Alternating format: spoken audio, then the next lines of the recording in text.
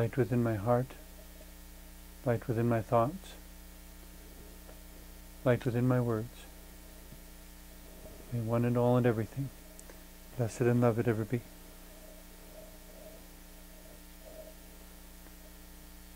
Welcome. I am Sister Who. Life is about the growth of the soul, and the point for this moment is that my growth began within the Roman Catholic Church, and when I think of the Roman Catholic Church, what comes to my mind is the vaulted worship spaces, these high ceilings, the candles and the incense and the vestments and the thundering pipe organs and stained glass windows and all the theater or the spectacle of the place. And there was something about all of that together that just seemed to convey reverence and awe. And I grew up with the feeling that no one ever had to tell you to whisper when you walked into a Catholic church, because there was something about the architecture and design of the space that just told you there was something transcendent about this place, that it was in some sense it was a sacred space. I didn't have much use for the administration of the church, so I really didn't pay much attention to the priests or the pope or all the different doctrines the church said. Yeah, whatever. I was concerned about being there and experiencing God, experiencing reverence and awe and worship and worshipful music.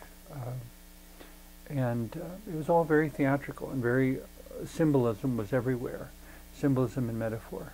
And so I suppose that might help to explain at least some of how my life evolved artistically and creatively.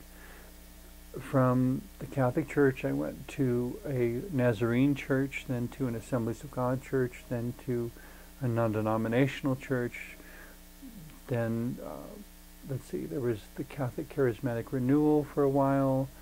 There was a Presbyterian church when I lived in New York City.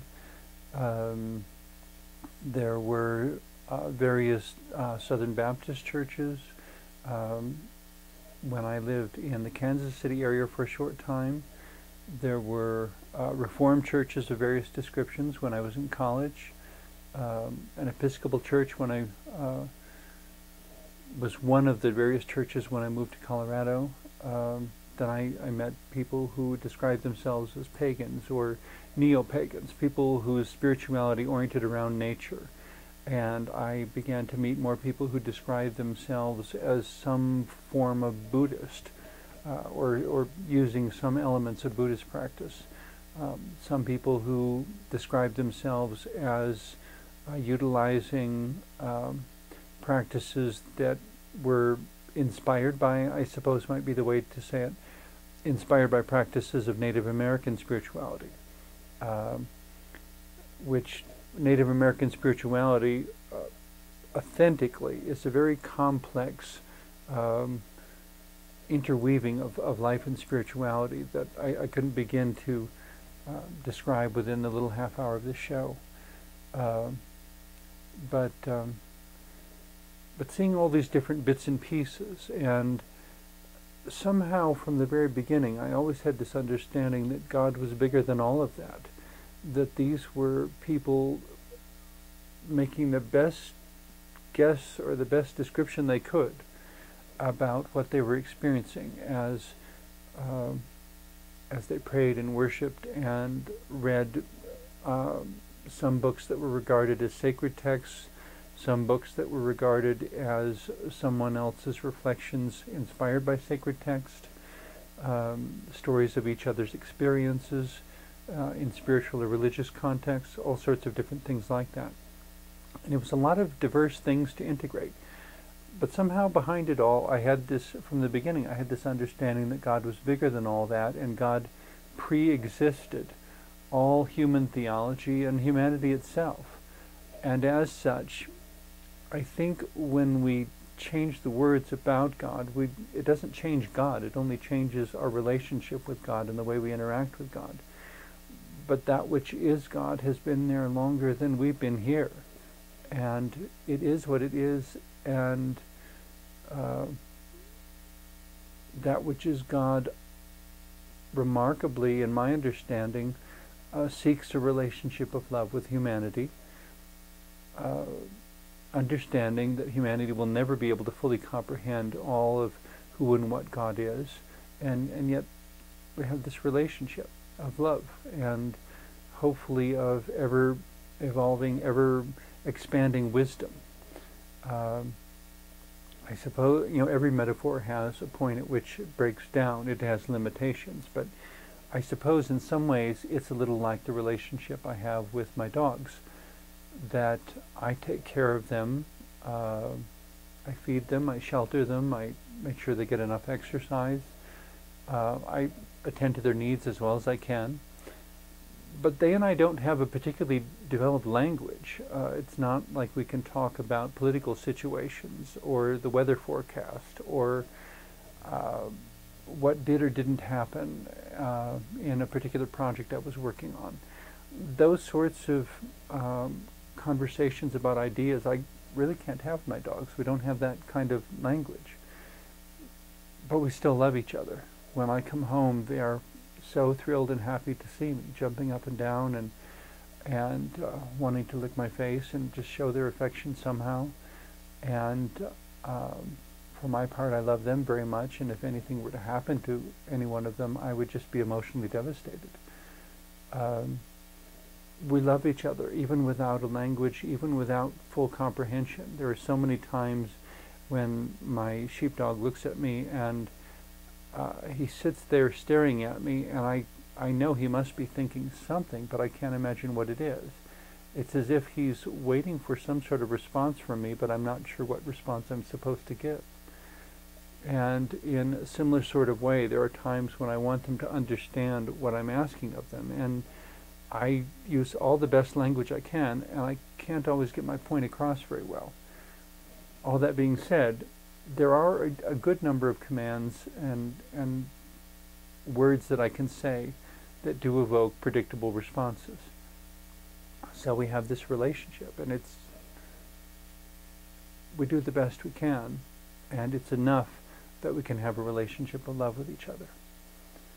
But it's always evolving, always growing and developing, and of course shaped by every incident and experience that comes along between us. Like the moon, which is visible from every place on the earth, God is not easy to hide. In a sense, God is invisible and hidden within all things, and yet kind of everywhere, so that somebody on one side of the earth may have an experience of God and put words to it, and somebody on the other side who speaks a totally different language and looks at life through a totally different cultural lens may have an experience of God and put different words to it, and they don't have to argue about who's right, because I think God is able to meet each person wherever that person is, in their understanding, in their language, in their development. I have some of the dogs I've had over the years understood certain commands, while other dogs that I've had over the years didn't. And so I could say one thing to this dog, but if I said the same thing to the other dog would look at me like, what? I don't know what you want of me. So I had to direct certain commands to certain dogs because they would understand, but this one wouldn't. And so I've been told by parents also that no matter how many children you have in a family, every child is always different. And you can't raise any two children exactly the same way, because the ways that we see and hear and experience and respond are all completely unique.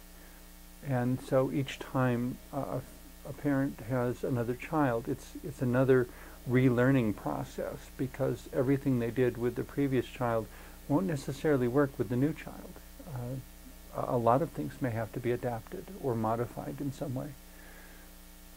In any case, so for myself, having experienced this broad spectrum of spiritual perspectives and experiences, and in each case putting myself into it completely and learning a lot from each one, and yet finding that each one was a piece of a larger puzzle. I eventually wound up describing myself as an eclectic mystic.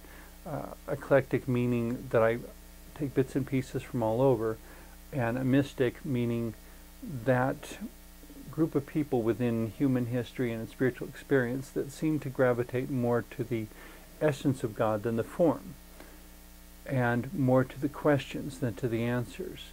And yet, even with all that divine mystery all over the place, to still have this empowering, inspiring, vibrant, day-to-day relationship with the divine. In the same way that if my dogs had it their way, I'm sure I would do nothing but play with the dogs every day, 8 hours a day at least. And we would go on walks incessantly, but unfortunately, of course, there's a lot of other things that have to be done, so we can't quite go to that extreme. But, it's bits and pieces in this complex living of life, that a few minutes here and a few minutes there, but I want, in whatever few minutes I can squeeze in 20 times a day, I want my dogs to know that they're loved, and that I value them, that I'm very glad they're here, that they are part of my family.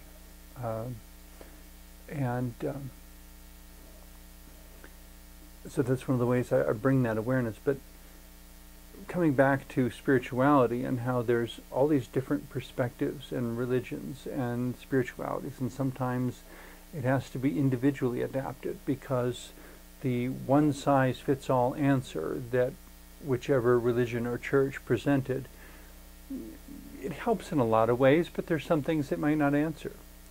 And so sometimes alternative methods need to be found by the individual to meet a need that is basic, that is completely legitimate and respectable, but perhaps difficult to communicate. Perhaps, since I keep using the metaphor of my dogs, a light example of that would be when their water dish goes dry. And I jokingly say that, that the water dish is dry and they know it and they're trying to communicate it and they just can't seem to get it through to me because I'm not paying attention or something. And so sometimes they'll wind up actually dragging it out of the kitchen all the way into the dining room. And so I'll come walking out of my office and the dog water dish is sitting in the dining room, where of course it's not supposed to be. It's supposed to be in the corner of the kitchen. But by doing that, they make it absolutely clear what the need is. And it's like, oh, of course. And then I refill the water dish. In a similar sort of way, religion and spirituality present these general sorts of insights and empowerments and methods. And sometimes when it just isn't quite working, we have to take the initiative and do something different and unique to try to get the need met in some other way. And in general, I don't know that there's, depending on exactly what method we come up with, I mean, there's nothing particularly damaging or wrong for me about my dogs dragging the water dish into the dining room. It certainly does finally get the message across, though. There may be things that people do in relating to God that, if nobody's being hurt by it, and if it gets the need met, I suppose one method may be as good as another. And if it's not, well, let's talk about it and figure out why it's not, or in what ways it's not.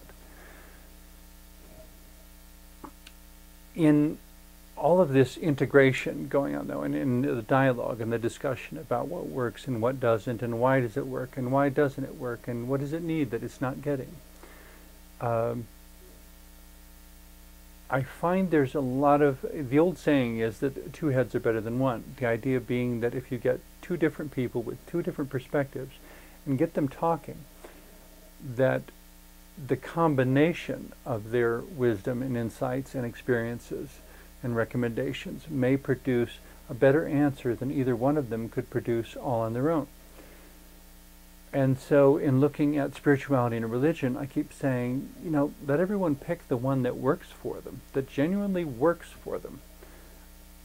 And then let's have a dialogue so that the wisdom of one can benefit all the rest. and vice versa. And so a number of years ago, I tried putting together I did put together I think what I called an interfaith holiday special, because often in December there will be bumper stickers and signs that show up that say things like Jesus is the reason for the season.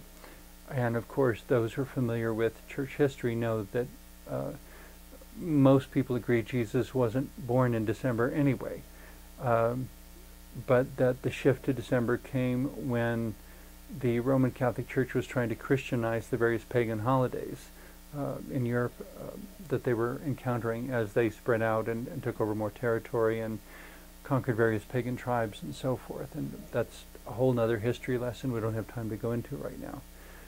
But the point being, as I contemplated, so if Jesus is not the reason for the season, what is the real reason for the season?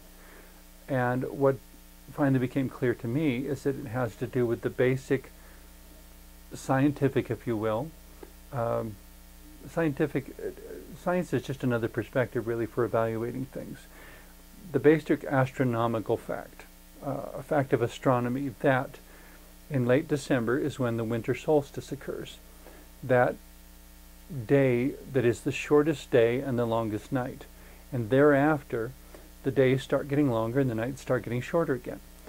And it is specifically the reversal of the days getting shorter and the nights getting longer to the days getting longer and the nights getting shorter that told humanity in past times that the world wasn't coming to an end, that life would return, that there would be a spring, that it wasn't like the days would keep getting shorter until there was no more day, and we lived in a night where everything was cold and everything was dark and we would all die.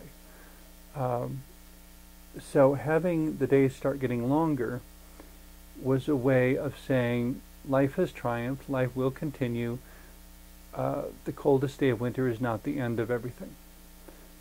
And so because that was such a major turning point for everyone, simply by living on, by virtue of the fact of living on planet Earth, simply because of being here, the winter solstice is a major, major shift. And it's not the winter solstice because somebody put it on the calendar. It's the winter solstice because the entire planetary alignment shifts and the days start getting longer.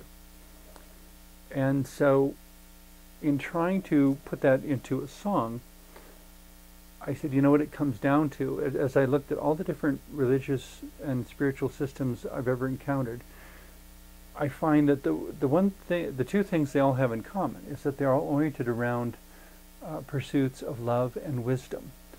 And they have different definitions of what they consider to be love and wisdom, but they're all pursuing love and wisdom. And so coupling that with the importance of the winter solstice as the real reason why there are so many holidays in so many different religions, all happening in late December, because everyone north of the equator, in any case, for them, the winter solstice is in late December. South of the equator, of course, if you happen to live in Australia, a winter solstice would be what is the summer solstice in the north. But I guess in both cases it's called the winter solstice. It's just not at the same time, of course.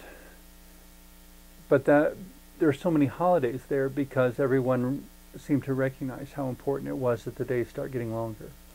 And so every belief system I've heard of has created some sort of December holiday. Something, and many of them do have specific focuses on the return of light in some sense of the word. A metaphorical light, the light of insight, or a literal light, the light of the sun, or both. And the ways in which the return of light could parallel each other, that a prayer, if you will, that the return of light physically would equate to a return of light spiritually and psychologically and relationally. to give us a reminder each year to shift our focus back to putting light, putting insight, putting wisdom, putting love into all our living of life, our interactions with others, our interactions with our communities. And so in trying to focus on that universal common ground between them all, I wrote a song that simply, that recognizes light that is love, light that is peace.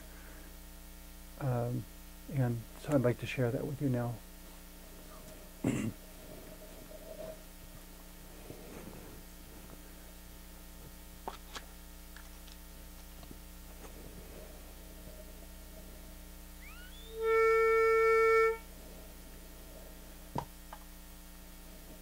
Light that is love, light that is peace, within and all around, may it shine in you and me.